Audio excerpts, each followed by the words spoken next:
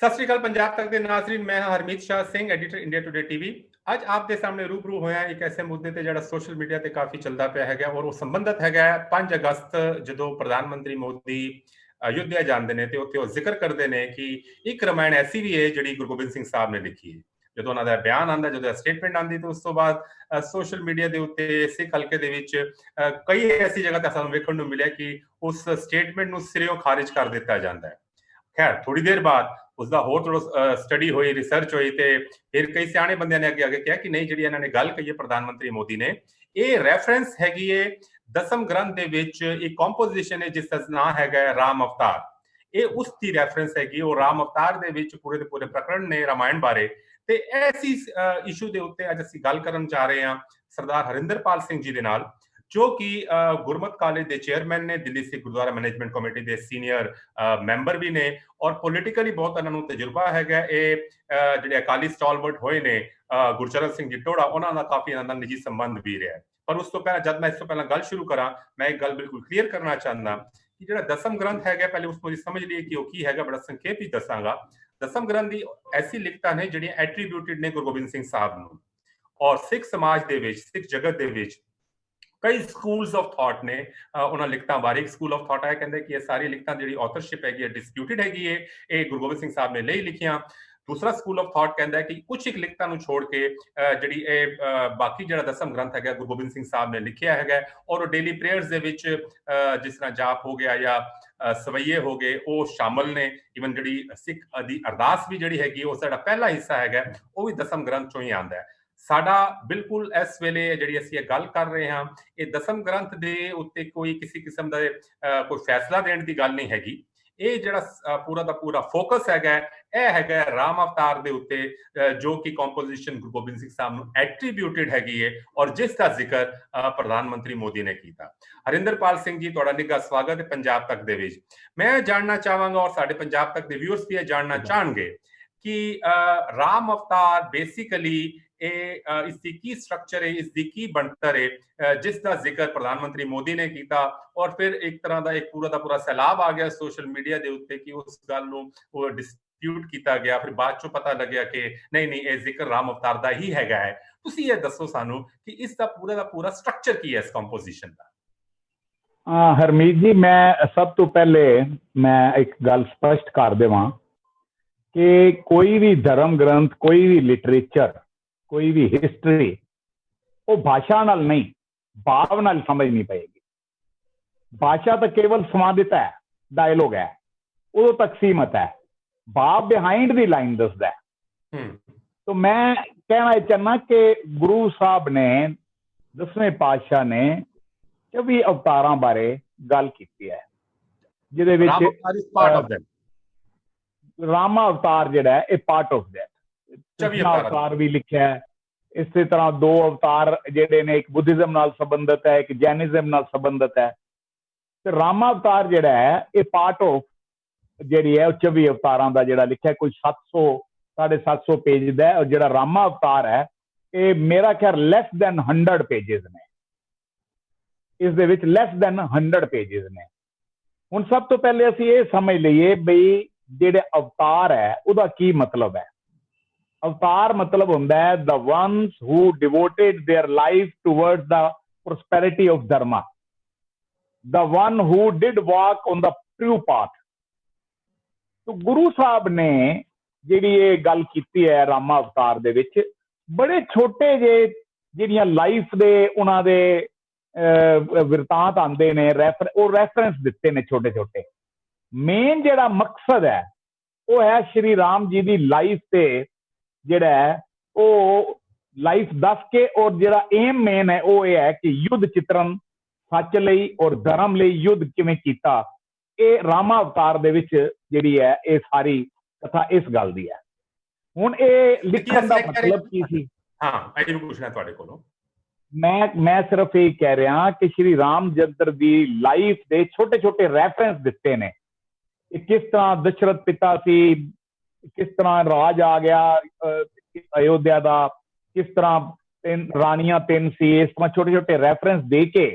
पर मकसद जिहड़ा सी गुरु साहब का मकसद सी कि मैं फिर कह रहा कि ਕਿਸੇ ਵੀ ਗੱਲ ਨੂੰ ਸਮਝਣ ਲਈ ਸਾਨੂੰ ਇਹ ਸਮਝਣਾ ਬੜਾ ਜ਼ਰੂਰੀ ਹੈ ਕਿ ਉਸ ਵੇਲੇ ਦੇ ਸਮਾਜਿਕ ਹਾਲਾਤ ਕੀ ਸੀ, ਰਾਜਨੀਤਿਕ ਹਾਲਾਤ ਕੀ ਸੀ, ਧਾਰਮਿਕ ਹਾਲਾਤ ਕੀ ਸੀ। ਜਦੋਂ 10ਵੇਂ ਪਾਤਸ਼ਾਹ ਦਾ ਜਿਹੜਾ ਇਹ ਸਮਾਂ ਰਾਮਾ ਅਵਤਾਰ ਲਿਖਣ ਦਾ, ਉਸ ਟਾਈਮ ਇਸ ਦੇਸ਼ ਦੇ ਵਿੱਚ ਪੋਲੀਟੀਕਲ ਹਾਲਾਤ ਕੀ ਸੀ, ਧਾਰਮਿਕ ਹਾਲਾਤ ਕੀ ਸੀ, ਸਮਾਜਿਕ ਹਾਲਾਤ ਕੀ ਸੀ। ਇਨਵੇਡਰ ਆ ਰਹੇ ਨੇ, ਇਨਵੇਡਰ ਜਿਹੜੇ ਨੇ ਉਹ ਧਰਮ ਬਦਲ ਰਹੇ ਨੇ, ਔਰ ਇੱਥੋਂ ਦੇ ਲੋਕ ਇਤਨੇ ਜ਼ਿਆਦਾ ਮਤਲਬ ਬੁਜ਼ਦਿਲ ਕਹਿ ਲਵਾਂ ਕਿ ਉਹ ਉਹਨਾਂ ਦੀ ਹਰ ਗੱਲ ਤੇ ਸਮਰਪਣ ਕਰ ਰਹੇ ਸੀ।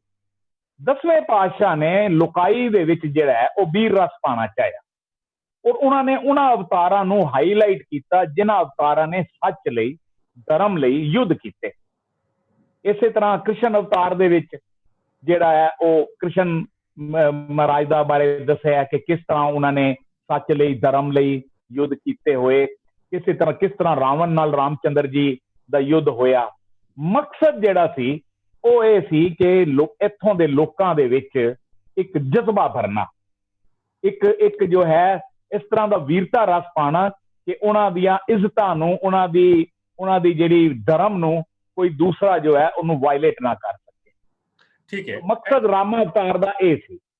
ਮਕਸਦ ਰਾਮ ਅਵਤਾਰ ਦਾ ਇਹ ਸੀ। ਉਹਦੇ ਵਿੱਚ ਗੁਰੂ ਸਾਹਿਬ ਨੇ ਸ਼੍ਰੀ ਰਾਮਚੰਦਰ ਜੀ ਨੂੰ ਇੱਕ ਅੱਛਾ ਰਾਜਾ, ਇੱਕ ਸੱਚਾ ਰਾਜਾ, ਇੱਕ ਆਦਰਸ਼ ਮਨੁੱਖ ਦੀ ਤਰ੍ਹਾਂ ਜੋ ਹੈ ਪੇਸ਼ ਕੀਤਾ, ਨਾ ਕਿ ਸੁਪਰੀਮ ਗॉड ਦੀ ਤਰਫ। ਗॉड ਜਿਹੜਾ ਹੈ ਉਹ ਨਿਰਾਕਾਰ ਹੈ। ਇਹ ਵਾਰ-ਵਾਰ ਗੁਰੂ ਸਾਹਿਬ ਨੇ ਇਸ ਗੱਲ ਨੂੰ ਸਪਸ਼ਟ ਕੀਤਾ ਹੈਗਾ। ਯਾਨੀ ਕਿ ਜਿਹੜੀ ਮੋਨੋਥੋਇਜ਼ਮ ਦੀ ਜਿਹੜੀ ਗੱਲ ਹੈਗੀ ਹੈ, ਜਿਹੜੀ ਤੋਹੀਦ ਦੀ ਗੱਲ ਹੈਗੀ ਹੈ, ਜਿਹੜਾ ਇੱਕ ਜਿਹੜੇ ਅਕਾਲ ਪੁਰਖ ਦੀ ਗੱਲ ਜਿਸ ਤਰ੍ਹਾਂ ਅਸੀਂ ਕਰਦੇ ਹਾਂ, ਤੇ ਉਹ ਜਿਹੜੀ ਗੱਲ ਹੈ ਉਹ ਅਲੱਗਾ ਹੈਗੀ ਹੈ। ਜਿਹੜਾ ਹਿਸਟੋਰੀਕਲ ਪਰਸਪੈਕਟਿਵ ਹੈਗਾ, ਜਿਹੜਾ ਉਸਦਾ ਟ੍ਰੈਡੀਸ਼ਨ ਵਿੱਚ ਜਿਹੜੀ ਚੀਜ਼ ਆ ਰਹੀ ਹੈ, ਅਸੀਂ ਨੂੰ ਟ੍ਰੈਡੀਸ਼ਨ ਵਰਡ ਯੂਜ਼ ਕਰਦੇ ਹਾਂ ਹਿਸਟਰੀ ਦੀ ਬਜਾਏ, ਟ੍ਰੈਡੀਸ਼ਨ ਵਿੱਚ ਜਿਹੜੀ ਚੀਜ਼ ਆ ਰਹੀ ਹੈਗੀ ਹੈ ਉਸ ਚੀਜ਼ ਨੂੰ ਅੱਗੇ ਰੱਖ ਕੇ ਉਹਨਾਂ ਨੇ ਜਿਹੜੀ ਉਸ ਵੇਲੇ ਦੀ ਮਖਲੂਕ ਸੀ ਉਹਨਾਂ ਨੂੰ ਇੱਕ ਐਗਜ਼ਾਮਪਲ ਵਜੋਂ ਪੇਸ਼ ਕੀਤਾ। M I right? ਇਹ ਰਾਮਾ ਅਵਤਾਰ ਜਿਹੜੀ ਕਥਾ ਹੈ ਇਹ ਇੱਕ ਉਚੇਰੇ ਮਕਸਦ ਲਈ ਲਿਖੀ ਗਈ ਸੀ। ਮਕਸਦ ਧਰਮ ਸੀ, ਮਕਸਦ ਸੱਚ ਨੂੰ ਕਾਇਮ ਕਰਨਾ ਸੀ। ਮਕਸਦ ਸੱਚ। ਹੁਣ ਰਾਮਾ ਅਵਤਾਰ ਦੇ ਵਿੱਚ ਸੂਰਜਵੰਸ਼ੀਆ ਦਾ ਸੰਖਿਪਤ ਇਤਿਹਾਸ ਜਿਹੜਾ ਹੈ ਉਹਦਾ ਵਰਣਨ ਹੈ। ਸ਼੍ਰੀ ਰਾਮਚੰਦਰ ਦੇ ਪਿਤਾ ਰਘੁਵੰਸ਼ੀ ਪਿਤਾ ਦਸ਼ਰਥ ਨੂੰ ਰਾਜ ਪ੍ਰਾਪਤ ਹੋਇਆ। ਉਸ ਤੋਂ ਬਾਅਦ ਲਵ ਕੁਸ਼ ਦੀ ਵੀ ਕਥਾ ਹੈ। ਮੇਨ ਜਿਹੜੀ ਗੱਲ ਹੈ ਕਿ ਸੋਢੀ ਵੰਸ਼ ਜਿਹੜਾ ਦੱਸਿਆ ਗਿਆ ਉਹ ਜਾਤੀ ਸੂਚਕ ਨਹੀਂ ਹੈ, ਜਾਤੀ ਸੂਚਕ ਨਹੀਂ ਬਲਕਿ ਸਥਾਨ ਸੂਚਕ ਹੈ। ਠੀਕ ਹੈ। ਕੁਸ਼ ਜਿਹੜਾ ਹੈ ਇਹ ਇਸ ਤਰ੍ਹਾਂ ਹੀ ਲਵ ਤੇ ਕੁਸ਼ ਦਾ ਜੰਗ ਦੱਸਿਆ ਹੈ। ਕੁਸ਼ ਜਿਹੜਾ ਉਹ ਕਾਸ਼ੀ ਆ ਜਾਂਦਾ ਹੈ, ਉੱਥੋਂ ਵੇਦਾਂ ਦਾ ਉਹ ਗਿਆਨ ਪ੍ਰਾਪਤ ਕਰਦਾ, ਉਹ ਵੇਦੀ ਹੋ ਜਾਂਦਾ ਹੈ। ਤੋ ਇਹ ਸਾਰਾ ਕੁਛ 10ਵੇਂ ਪਾਤਸ਼ਾਹ ਨੇ ਉਹਦੇ ਵਿੱਚ ਸਪਸ਼ਟ ਕੀਤਾ।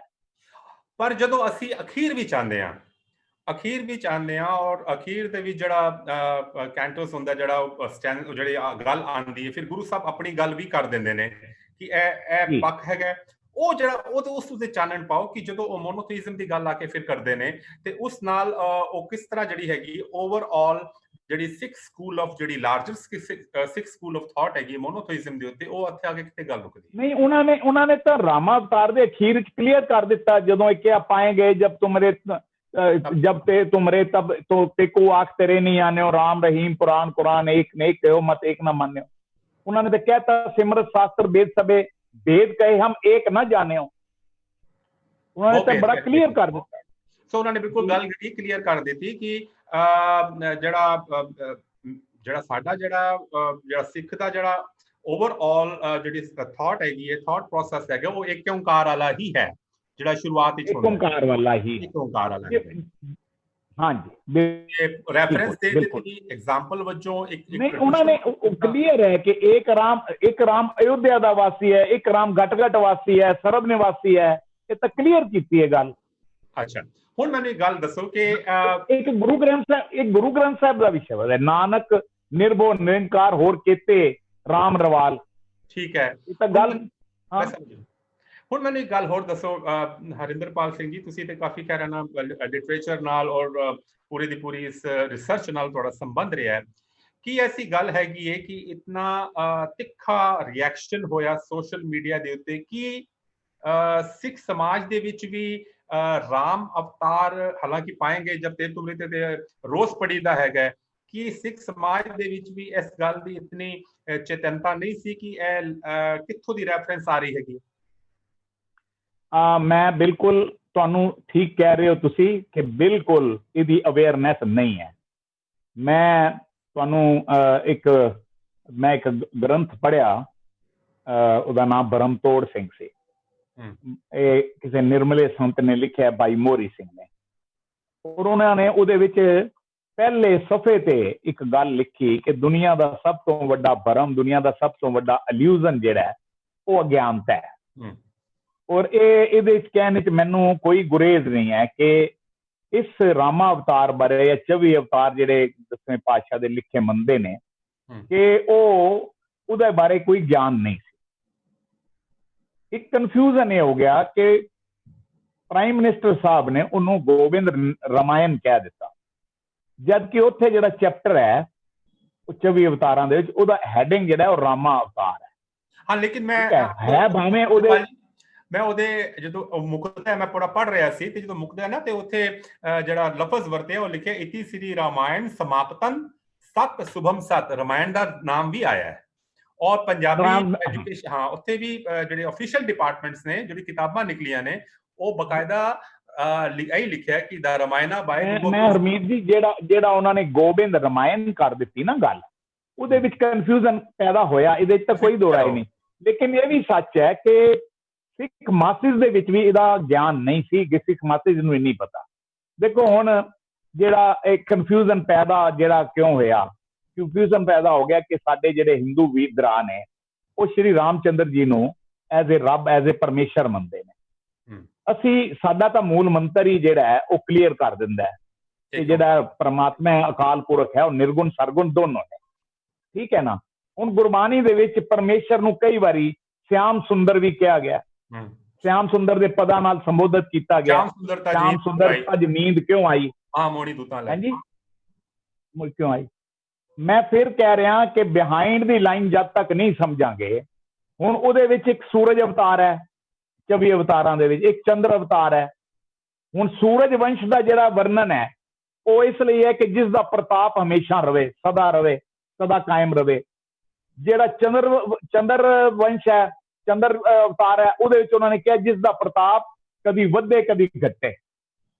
ਮਤਲਬ ਕਹਿਣ ਦਾ ਸੀ ਕਿ ਗੁਰੂ ਸਾਹਿਬ ਨੇ ਉਹਨਾਂ ਨੂੰ ਐਜ਼ ਏ ਅਕਾਲ ਪੁਰਖ ਜਾਂ ਐਜ਼ ਏ ਰੱਬ ਕਿੱਥੇ ਵੀ ਪੇਸ਼ ਨਹੀਂ ਕੀਤਾ।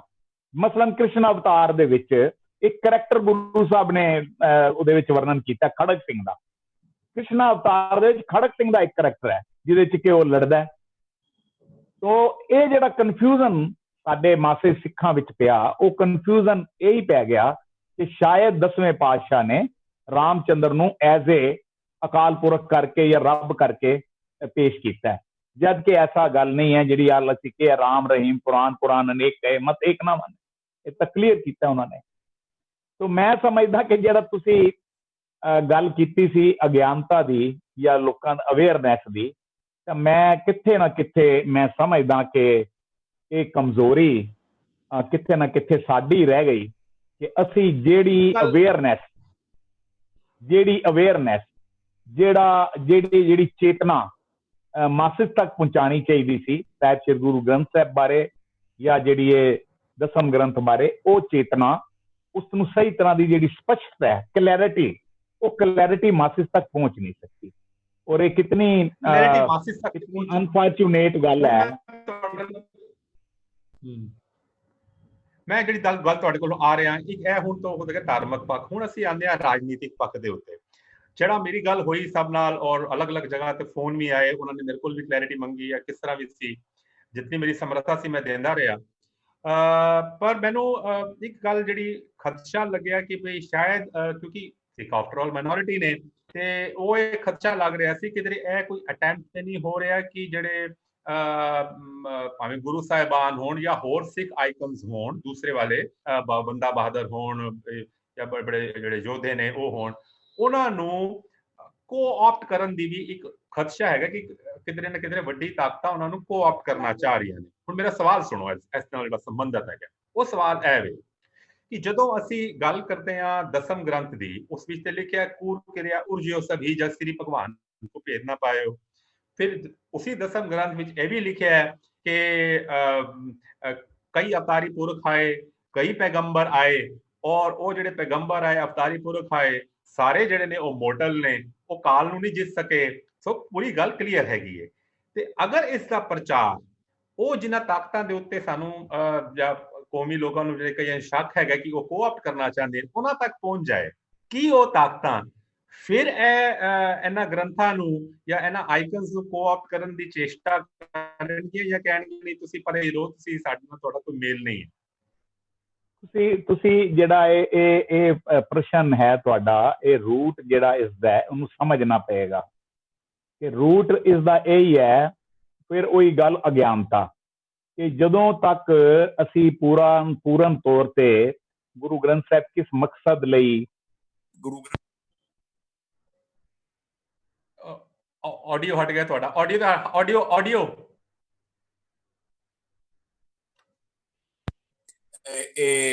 ਲਿਖਿਆ ਗਿਆ। ਦੁਬਾਰਾ ਬੋਲੋ। ਹਾਂਜੀ ਹਾਂ, ਦੁਬਾਰਾ ਬੋਲੋ ਪਲੀਜ਼। ਮੈਂ ਸਿਰਫ ਇਹ ਕਹਿਣਾ ਚਾਹ ਰਿਹਾ ਕਿ ਜਿਹੜਾ ਵੀ ਤੁਸੀਂ ਤੁਹਾਡਾ ਇਹ ਪ੍ਰਸ਼ਨ ਹੈ, ਇਸ ਪ੍ਰਸ਼ਨ ਦਾ ਜਿਹੜਾ ਮੂਲ ਕਾਰਨ ਹੈ, ਰੂਟ ਕਾਜ਼ ਹੈ, ਉਹ ਤਾਂ ਅਗਿਆਨਤਾ ਹੈ। ਕਿ ਬਿਨਾਂ ਗਿਆਨ ਦੇ ਜਦੋਂ ਅਸੀਂ ਵਿਚਰਾਂਗੇ, ਆਪਣੇ ਆਪ ਨੂੰ ਅਸੀਂ ਜੋ ਹੈ ਆਈਡੀਅਲ ਪੇਸ਼ ਕਰਨ ਦੀ ਕੋਸ਼ਿਸ਼ ਕਰਾਂਗੇ। ਉਹ ਇੱਕ ਮੈਨੂੰ ਤੁਹਾਡੇ ਇਸ ਪ੍ਰਸ਼ਨ ਤੋਂ ਇੱਕ ਗੱਲ ਯਾਦ ਆ ਗਈ ਕਿ ਉਹ ਇੱਕ ਤਵਾਇਫ ਜਾ ਰਹੀ ਸੀ ਤੇ ਉਹਨੂੰ ਇੱਕ ਸੰਤ ਨੇ ਭਗਵੇਂ ਕੱਪੜੇ ਪਾਏ ਸੀ ਤੇ ਪੁੱਛਿਆ ਸੀ ਕਿ ਤੂੰ ਕੌਣ ਹੈ? ਤਾਂ ਉਸਨੇ ਕਿਹਾ ਮੈਂ ਤਾਂ ਜੋ ਹਾਂ ਉਹ ਦੀਨ ਦੀਆਂ, ਤੁਸੀਂ ਤਾਂ ਉਹੀ ਹੋ ਨਾ ਜੋ ਦੀਨ ਦੇ ਨੇ। ਹੁਣ ਪ੍ਰੋਬਲਮ ਇਹ ਆ ਗਈ ਸਾਡੇ ਵਿੱਚ ਕਿ ਕਿੱਥੇ ਨਾ ਕਿੱਥੇ ਇੱਕ ਤਾਂ ਅਸੀਂ ਪੂਰੀ ਅਵੇਅਰਨੈਸ ਚੇਤਨਾ ਪਾ ਨਹੀਂ ਸਕੇ, ਦੂਸਰੀ ਐਸੇ ਲੋਕ ਸਾਡੇ ਜਿਹੜੇ ਸਾਡੇ ਸਮਾਜ ਦੇ ਵਿੱਚ ਸਾਡੇ ਆਸ-ਪਾਸ ਆ ਗਏ ਜਿਨ੍ਹਾਂ ਨੂੰ ਪੂਰਨ ਗਿਆਨ ਨਹੀਂ ਸੀ, ਲੇਕਿਨ ਉਹ ਜੋ ਹੈ ਲੋਕਾਂ ਦੇ ਵਿੱਚ ਜੋ ਹੈ ਅਗਿਆਨਤਾ ਫੈਲਾਉਂਦੇ ਰਹੇ, ਜਿਸ ਕਰਕੇ ਕਨਫਿਊਜ਼ਨ ਕ੍ਰੀਏਟ ਹੋਇਆ। ਹੁਣ ਅੱਜ ਵੀ ਅਗਰ ਦੇਖੀਏ ਤਾਂ ਦਸਮ ਗ੍ਰੰਥ ਤੇ ਇੱਕ ਕਨਫਿਊਜ਼ਨ ਹੈ, ਡਿਵੀਜ਼ਨ ਹੈ ਕੌਮ ਦੇ ਵਿੱਚ, ਔਰ ਇਹ ਬੜੀ ਅਨਫੋਰਚੂਨੇਟ ਗੱਲ ਹੈ। ਹੁਣ ਇਹ ਮਸਲਾ ਇੰਨਾ ਵੱਡਾ ਹੈ ਕਿ ਇਹ ਮਸਲਾ ਸਾਡਾ ਜਿਹੜੇ ਟੌਪ ਦੀ ਜਿਹੜੀ ਸਾਡੀ ਟੈਂਪੋਰਲ ਜਿਹੜੀ ਪੋਜੀਸ਼ਨ ਵਾਲੇ ਨੇ, ਅਕਾਲ ਤਖਤ ਸਾਹਿਬ, ਇਹ ਆਫਟਰ ਉਹਨਾਂ ਦੇ ਹੱਥ ਹੈ। ਹਾਂਜੀ, तो कुछ गल्लां दे उत्ते जिन्हां च कन्फ्यूजन है, उहदे च सिर्फ मेरा तो इतनी राय सी कि असी सानू गुरु साहब ने जो है गुरु ग्रंथ साहब साडे अगे पेश किया, जिहदा प्रकाश करना, जिन्हों गुरु मनना है, असी पहले गुरु ग्रंथ साहब दे चंगी तरह समझ सकीए, उसनू अपना सकीए, फिर असी ये लिटरेचर जिहड़े ने या जिहड़ा जिहड़ी सेकेंडरी सोर्सेस ने, हाँ हुण जिहड़ी गल पॉलिटिक्स दी कीती है, तो इट इज वेरी अनफॉर्चुनेट के this ਜਿਹੜੀ politics ਹੈ, this has ruined our institution, this politics has ruined our ਪੂਰੀ ਜਿਹੜੀ philosophy ਹੈ ਉਹ ruined ਹੋ ਗਈ। ਜਿਹੜੀ ਗੱਲ ਮੈਂ ਸ਼ੁਰੂ ਚ ਕਹੀ ਕਿ ਅਸੀਂ ਭਾਸ਼ਾ ਨਾਲ ਨਹੀਂ ਭਾਵ ਨਾਲ ਸਮਝਣਾ ਹੈ, ਉੱਥੇ ਕਿੱਥੇ ਨਾ ਕਿੱਥੇ ਜੋ ਇਹ ਕਮੀ ਹੈ, ਔਰ ਇਹਦਾ ਕੋਈ ਕਾਰਨ ਅਗਰ ਪੁੱਛੋਗੇ who is culprit, ਤਾਂ ਮੈਂ ਸਮਝਦਾ ਕਿ ਸਾਡੇ ਵਰਗੇ ਜਿਹੜੇ ਆਪਣੇ ਆਪ ਵਿੱਚ ਮੈਂਬਰ ਬਣੇ ਹੋਏ ਆ, ਅਸੀਂ ਕਿੱਥੇ ਤੱਕ ਜਿਹੜੀ ਇਹ ਪੂਰੀ ਗੱਲ ਲੋਕਾਂ ਤੱਕ ਨਹੀਂ ਪਹੁੰਚਾ ਸਕੇ। ਸਾਡੇ ਪ੍ਰੀਚਰ, ਸਾਡਾ ਸਿਸਟਮ, ਸਾਰਾ ਇਸ ਸਿਸਟਮ ਵਿੱਚ ਕਿੱਥੇ ਨਾ ਕਿੱਥੇ ਪ੍ਰੋਬਲਮ ਹੈ। तो मैं समझदा कि जद तक ज्ञान नहीं आएगा, जद तक ਅਸੀਂ खुद इस फिलॉसफी ਨੂੰ ਪੜਾਂਗੇ ਨਹੀਂ ਸਮਝਾਂਗੇ। ਮੈਂ ਤੁਹਾਨੂੰ ਇੱਥੇ ਥੋੜਾ ਜਿਹਾ ਟੋਕਣਾ ਚਾਹਾਂਗਾ, ਗੁਸਤਾਖੀ ਮਾਫ, ਪਰ ਮੈਨੂੰ ਲੱਗਦਾ ਕਿ ਤੁਸੀਂ ਜਿਹੜੀ ਗੱਲ ਕਹਿ ਰਹੇ ਹੋ, ਤੁਸੀਂ ਐਡਮਿਟ ਵੀ ਕਰ ਰਹੇ ਹੋ।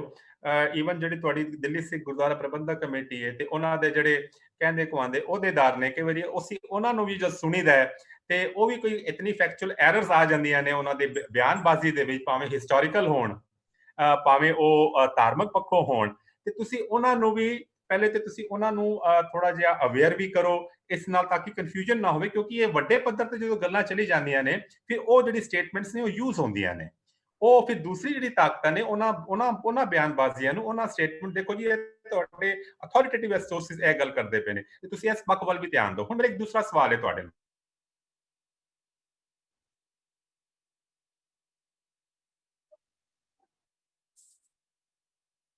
ਉਹਨਾਂ ਨੇ ਇੱਕ ਗੱਲ ਕਹੀ ਕਿ ਜਿਹੜੀ ਆਪਾਂ ਵੇਖੀ ਵੀ ਅਖਬਾਰ ਦੇ ਵਿੱਚ, ਇੰਡੀਅਨ ਐਕਸਪ੍ਰੈਸ ਦੇ ਵਿੱਚ ਉਹਨਾਂ ਦਾ ਕਾਲਮ ਆਇਆ ਕਿ ਗੁਰੂ ਗੋਬਿੰਦ ਸਿੰਘ ਸਾਹਿਬ ਜਾਂਦੇ ਨੇ ਉਧਰ ਅਯੁੱਧਿਆ, ਤੇ ਉੱਥੇ ਆਰਮੀ ਲੀਡ ਕਰਦੇ ਹੋਏ ਜਾਂਦੇ ਨੇ, ਤੇ ਇਹ ਤੁਸੀਂ ਇਹ ਸਿੱਖ ਇਤਿਹਾਸ ਦੇ ਕਿਸੇ ਵੀ ਪੰਨੇ ਤੇ ਇਹਦਾ ਕੋਈ ਜ਼ਿਕਰ ਨਹੀਂ ਹੈ। ਇਹ ਮੈਨੂੰ ਲੱਗਦਾ ਹੈ ਕਿ ਇਹ ਉਹਨਾਂ ਦਾ ਕਿਹੜਾ ਸੋਰਸ ਹੈ ਇਹ ਉਹ ਹੀ ਜਾਣਨ। As far as we are concerned ਕਿਸੇ ਯੂਨੀਵਰਸਿਟੀ ਲੈਵਲ ਤੇ ਕਿਸੇ ਵੀ ਹਿਸਟਰੀ ਦੇ ਵਿੱਚ ਇਹਦਾ ਜ਼ਿਕਰ ਕਿੱਥੇ ਵੀ ਨਹੀਂ ਹੈ। ਪਤਾ ਨਹੀਂ ਇਹ ਉਹਨਾਂ ਨੇ ਇਸ ਗੱਲ ਨੂੰ ਕਿਉਂ ਇੱਕ ਗੁਰਦੁਆਰੇ ਦਾ ਵੀ ਜ਼ਿਕਰ ਕਰਦੇ ਨੇ, ਉਹ ਬ੍ਰਹਮਕੁੰਡ ਗੁਰਦੁਆਰਾ ਹੈਗਾ, ਉਹ ਤੇ ਕਈ ਚੈਨਲਾਂ ਨੇ ਸਟੋਰੀਆਂ ਵੀ ਕੀਤੀਆਂ ਹੋਈਆਂ ਨੇ, ਔਰ ਉੱਥੇ ਮੈਂ ਵਿਜ਼ੂਅਲ ਦੇਖ ਰਿਹਾ ਸੀ, ਉਹ ਕਹਿੰਦੇ ਨੇ ਜੀ ਇਹ ਸ਼ਸਤਰ ਨੇ। ਅਸੀਂ ਇਹ ਪੜਿਆ ਕਿ ਗੁਰੂ ਸਾਹਿਬ ਜਦੋਂ ਪਟਨਾ ਤੋਂ ਨਿਕਲਦੇ ਨੇ 4-5 ਸਾਲ ਦੀ ਉਹਨਾਂ ਦੀ ਉਮਰ ਹੁੰਦੀ ਹੈ, ਪਟਨਾ ਤੋਂ ਨਿਕਲਦੇ ਉਹ ਐਗਜ਼ੈਕਟਲੀ ਉੱਥੇ ਇੱਕ ਕਥਾ ਇਹ ਆਂਦੀ ਹੈ ਕਿੱਥੇ ਕਿ ਗੁਰੂ ਤੇਗ ਬਹਾਦਰ ਸਾਹਿਬ, ਇਹਨਾਂ ਦੀ ਉਮਰ ਬੜੀ 5 ਜਾਂ 6 ਸਾਲ ਸੀ ਗੁਰੂ ਸਾਹਿਬ ਦੀ, ਉਦੋਂ ਉੱਥੋਂ ਦਾ ਉਹ ਸਥਾਨ ਕਈ ਮੰਨਦੇ ਨੇ, ਉੱਥੋਂ ਦਾ ਇਹ ਫੈਕਟ ਹੈ।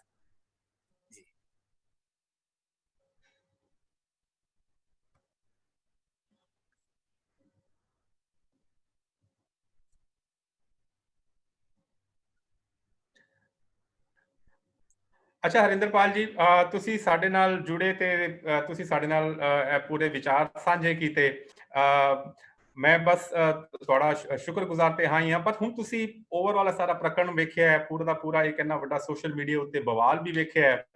ਤੁਸੀਂ ਕੀ ਸੇਧ ਦੇਣਾ ਚਾਹੋਗੇ ਜਾਂ ਤੁਸੀਂ ਕੀ ਸਲਾਹ ਦੋਗੇ ਤਾਂ ਜੋ ਇੱਕ ਅਵੇਅਰਨੈਸ ਪਹਿਲੇ ਇੰਟਰਨਲ ਵੀ ਔਰ ਐਕਸਟਰਨਲ ਵੀ, ਜਦ ਇੰਟਰਨਲ ਫੈਲੇਗੀ ਅਵੇਅਰਨੈਸ, ਜਦ ਐਕਸਟਰਨਲ ਵੀ ਜਾਏਗੀ ਉਹ ਗੱਲ, ਤਾਂ ਦੂਸਰਿਆਂ ਨੂੰ ਵੀ ਪਤਾ ਲੱਗੇਗਾ ਕਿ ਅਸਲ ਵਿੱਚ ਇਹਨਾਂ ਦੀ ਜਿਹੜੇ ਪ੍ਰਾਇਮਰੀ ਤੇ ਸੈਕੰਡਰੀ ਸੋਰਸਿਸ ਨੇ, ਜਿਹੜੇ ਸਿੱਖ ਕਮਿਊਨਿਟੀ ਦੇ ਨੇ, ਉਹਨਾਂ ਦਾ ਮੈਸੇਜ ਕੀ ਹੈ, ਤੇ ਉਹ ਉਸ ਨਾਲ ਫਿਰ ਕੋਈ ਖਾਸ ਕਿਸਮ ਦੀ ਜ਼ਿਆਦਾ ਸ਼ਰਾਰਤ ਜਾਂ ਕਹਿ ਲਈਏ ਕਿ ਵੀ ਉਸ ਨੂੰ ਫਾਲਸਲੀ ਜਾਂ ਰੋਂਗਫੁਲੀ ਐਪਰੋਪਰੀਏਟ ਕਰਨ ਦੀ ਜਿਹੜਾ ਯਤਨ ਨੇ ਉਹ ਘੱਟ ਹੋਣਗੇ। ਇਸ ਵਾਸਤੇ ਤੁਸੀਂ ਕੀ ਕਹਿਣਾ ਚਾਹੋਗੇ? ਨਹੀਂ, ਮੈਂ ਸਿਰਫ ਇਤਨਾ ਕਹਿਣਾ ਕਿ ਗੁਰੂ ਨਾਨਕ ਸਾਹਿਬ ਦਾ ਜਿਹੜਾ ਮੈਸੇਜ ਹੈ ਕਿ universal welfare and universal concern, ਇੱਕ ਗੱਲ ਨੂੰ ਸਮਝੀਏ ਕਿ ਗੁਰੂ ਨਾਨਕ ਸਾਹਿਬ ਤੋਂ ਲੈ ਕੇ ਗੁਰੂ ਗ੍ਰੰਥ ਸਾਹਿਬ ਤੱਕ ਇੱਕ ਜੋਤ ਤੇ ਇੱਕ ਜੁਗਤ ਦਾ ਸੰਕਲਪ ਹੈ। ਜਿਹੜੀ ਗੁਰੂ ਨਾਨਕ ਦੀ ਫਿਲਾਸਫੀ ਹੈ, ਇਹ ਜੋਤ ਟ੍ਰਾਂਸਫਰ ਹੁੰਦੀ ਹੈ, ਇਹ ਜੋਤ ਟ੍ਰਾਂਸਫਰ ਹੁੰਦੀ ਹੋਈ 10ਵੇਂ ਪਾਤਸ਼ਾਹ ਤੱਕ ਆਂਦੀ ਹੈ, ਔਰ ਫਿਰ ਇਹ ਜਿਹੜੀ ਹੈ ਦੇ ਗੁਰੂ ਦੀ ਪ੍ਰਥਾ ਖਤਮ ਕਰਕੇ 10ਵੇਂ ਪਾਤਸ਼ਾਹ ਸ਼ਬਦ ਗੁਰੂ ਨੂੰ ਗੁਰੂ ਮੰਨ ਕੇ ਤੇ ਉਹਨਾਂ ਨੇ ਇੱਕ ਕਹਿ ਦਿੱਤਾ ਕਿ ਹੁਣ ਤੁਹਾਡਾ ਗੁਰੂ ਹੈ ਜਿਹੜਾ ਤੁਹਾਨੂੰ ਰਸਤਾ ਦਿਖਾਏਗਾ, ਉਹ ਜਿਹੜਾ ਹੈ ਉਹ ਸ਼ਾਬਦਕ ਹੈ, ਮਾਨਸਿਕ ਤੌਰ ਤੇ ਸ਼ਬਦ ਗੁਰੂ, ਔਰ ਜਿਹੜਾ ਫਿਜ਼ੀਕਲ ਤੌਰ ਤੇ ਪੰਜ ਪਿਆਰੇ ਜਾਂ ਪੰਥ। ਮੈਨੂੰ ਇਸ ਤਰ੍ਹਾਂ ਲੱਗਦਾ ਕਿ ਜਦ ਤੱਕ ਅਸੀਂ ਗੁਰੂ ਨਾਨਕ ਨੂੰ ਨਹੀਂ ਸਮਝਾਂਗੇ, 10ਵੇਂ ਪਾਤਸ਼ਾਹ ਦੀ ਫਿਲਾਸਫੀ ਨੂੰ ਨਹੀਂ ਸਮਝਾਂਗੇ, ਉਹ ਉਸ ਤੋਂ ਬਿਨਾ ਜਦੋਂ ਕੋਈ ਅਸੀਂ ਆਪਣਾ ਡਿਸੀਜਨ ਦੇਾਂਗੇ ਉਸ ਵਿੱਚ ਜ਼ਰੂਰ ਕਨਫਿਊਜ਼ਨ ਹੋਏਗਾ। ਤੇ ਇਸ ਦਾ ਤਾਂ ਇੱਕੋ ਹੀ ਹੈ ਕਿ ਜਦ ਤੱਕ ਅਸੀਂ ਆਪਣੇ ਇਤਿਹਾਸ ਨੂੰ, ਆਪਣੇ ਸਕ੍ਰਿਪਚਰਸ ਨੂੰ ਚੰਗੀ ਤਰ੍ਹਾਂ ਸਮਝ ਕੇ ਨਹੀਂ ਪੜ੍ਹਦੇ, ਤਦ ਤੱਕ ਮੈਂ ਜਿਹੜੀ ਅਗਿਆਨਤਾ ਦੀ ਤੇ ਭਰਮ ਦੀ ਗੱਲ ਕੀਤੀ ਹੈ, it relates to that point. ਸੋ ਮੈਨੂੰ ਇੰਝ ਲੱਗਦਾ ਕਿ ਕੁਝ ਅਗਿਆਨੀ, ਜਿਹੜੀ ਤੁਹਾਡਾ ਸਵਾਲ ਸੀ ਆਪਣੀ ਰਾਜਨੀਤੀ ਕਰਕੇ, ਉਹਦੇ ਵਿੱਚ ਕੁਝ ਸਾਡੇ ਕੌਮ ਵੀ ਦੀ ਹੋ ਸਕਦੇ ਨੇ, ਕੁਝ ਬਾਹਰਲੀਆਂ ਤਾਕਤਾਂ ਥਰਡ ਫੋਰਸਿਸ ਵੀ ਹੋ ਸਕਦੀਆਂ ਨੇ, ਕਨਫਿਊਜ਼ਨ ਕ੍ਰੀਏਟ ਕਰਦੇ ਨੇ ਕਿ ਜਿਸ ਨਾਲ ਉਹ ਆਪਣਾ ਜ਼ਾਤੀ ਇੰਡੀਵਿਜੂਅਲ ਉਹਨਾਂ ਦਾ ਕੋਈ ਮਫਾਦ ਹੋਵੇ, ਚਾਹੇ ਉਹ ਪੋਲੀਟੀਕਲ ਵੀ ਮਫਾਦ ਹੋ ਸਕਦਾ ਹੈ, ਉਹ ਮਫਾਦ ਧਾਰਮਿਕ ਵੀ ਹੋ ਸਕਦਾ ਹੈ, ਔਰ ਮਫਾਦ ਸਮਾਜਿਕ ਵੀ ਹੋ ਸਕਦਾ ਹੈ। ਇਸ ਬਾਰੇ ਇਹਦਾ ਬਸ ਇੱਕੋ ਹੀ ਮੈਂ ਜਵਾਬ ਦਿਆਂਗਾ ਕਿ ਜਦ ਤੱਕ ਮਾਸਿਸ ਦੇ ਵਿੱਚ ਅਵੇਅਰਨੈਸ ਨਹੀਂ ਆਏਗੀ, ਚੇਤਨਾ ਨਹੀਂ ਆਏਗੀ ਆਪਣੇ ਧਰਮ ਪ੍ਰਤੀ, ਆਪਣੇ ਇਸ਼ਟ ਪ੍ਰਤੀ, ਆਪਣੇ ਇਤਿਹਾਸ ਪ੍ਰਤੀ, ਤਦ ਤੱਕ ਮਨੁੱਖਤਾ ਪ੍ਰਤੀ, ਤਦ ਤੱਕ ਇਸ ਤਰ੍ਹਾਂ ਦੇ ਕਨਫਿਊਜ਼ਨ ਕ੍ਰੀਏਟ ਹੁੰਦੇ ਰਹਿਣਗੇ। ਕਹਿਣ ਦਾ ਭਾਵ ਹੈ, ਬਸ ਗੱਲ ਨੂੰ ਅਸੀਂ ਇੱਥੇ ਸੰਪੰਨ ਕਰਦੇ ਹਾਂ, ਕਹਿਣ ਦਾ ਭਾਵ ਹੈ ਕਿ ਹਨੇਰੀ ਆਣੀ ਚਾਹੀਦੀ ਹੈ, ਜਿਹੜੀ ਹਨੇਰੀ ਹੋਵੇ ਉਹ ਰਿਸਰਚ ਦੀ ਹਨੇਰੀ ਹੋਵੇ, ਉਹ ਮੁਤਾਲਿਆ ਦੀ ਹਨੇਰੀ ਹੋਵੇ, ਉਹ ਪੂਰੀ ਦੀ ਪੂਰੀ ਸਟੱਡੀ ਦੀ ਹਨੇਰੀ ਹੋਵੇ। ਤੁਸੀਂ ਉਸ ਨੂੰ ਸੁਪਰਫਿਸ਼ਲ ਲੈਵਲ ਤੇ ਲੋਗੇ ਤੇ ਅੱਧੀ ਗੱਲ ਸਮਝ ਆਏਗੀ, ਅੱਧੀ ਗੱਲ ਸਮਝ ਨਹੀਂ ਆਏਗੀ, ਬਲਕਿ ਅੱਧੀ ਵੀ ਨਹੀਂ ਆਏਗੀ, ਇੱਕ ਚੌਥਾਈ ਆਏਗੀ ਗੱਲ ਸਮਝ, ਔਰ ਉਹ ਉਸ ਦਾ ਕੋਈ ਤੁਹਾਨੂੰ ਲਾਭ ਨਹੀਂ ਹੈਗਾ।